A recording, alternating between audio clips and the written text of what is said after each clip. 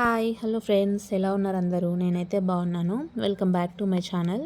ఈరోజు నేను రుచికరమైన డిష్ గోరుచిక్కుడుకాయ ఫ్రై ఎలా చేయాలో చెప్పబోతున్నాను. నిజానికి మనలో ఎవరికి గోరుచిక్కుడుకాయ అంటే పెద్దగా ఇష్టం ఉండదు, కానీ ఒకసారి నేను చేసినట్టు చేసి పెట్టండి. ఇది అన్నంలోకి చపాతీలోకి చాలా బాగుంటుంది అండ్ మీ ఫ్యామిలీ వాళ్ళందరూ డెఫినెట్గా బాగుందని చెప్తారు.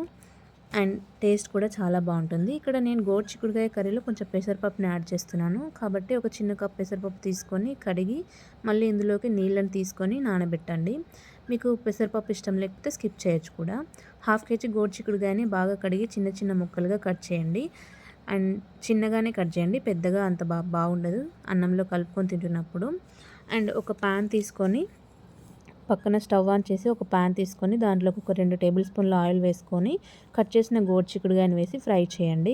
2 మినిట్స్ హై ఫ్లేమ్లో ఫ్రై చేయండి. అప్పుడు గ్రీన్ కలర్గా మారుతుంది. తర్వాత సిమ్లో పెట్టండి అండ్ కొద్దిగా పసుపు అండ్ సాల్ట్ యాడ్ చేసి దాన్ని మగ్గనిస్తూ ఉండండి.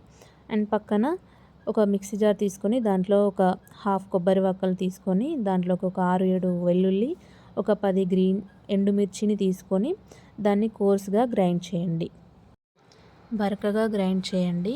మరీ మెత్తగా కాకుండా మరీ ఓవర్గా కాకుండా కొంచెం మీడియంగా కోర్స్గా గ్రైండ్ చేసి రెడీగా పక్కన పెట్టండి.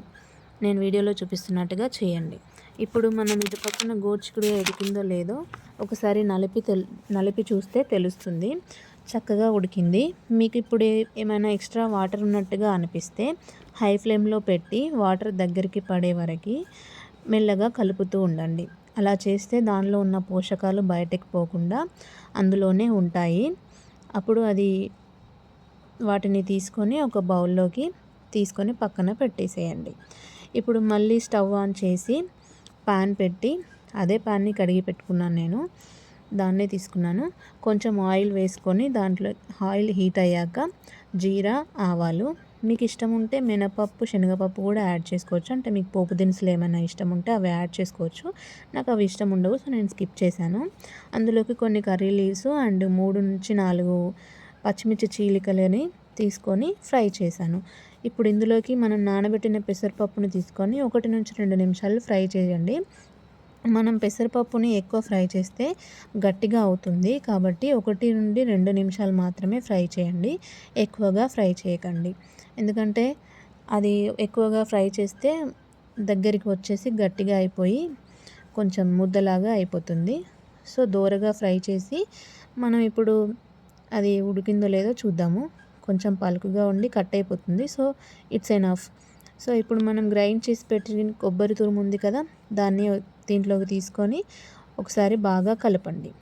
ఇలా ఒక్కసారి బాగా కలిపాక పెసరపప్పు అనేది సాఫ్ట్గా అవుతుంది, అంటే అవి రెండు కలిసి మంచిగా మిక్స్ అయిపోతాయి. ఇప్పుడు మనం పక్కన పెట్టుకున్న గోరుచిక్కుడుకాయ ఉంది కదా, దాన్ని తీసుకొని దీంట్లోకి యాడ్ చేయాలి.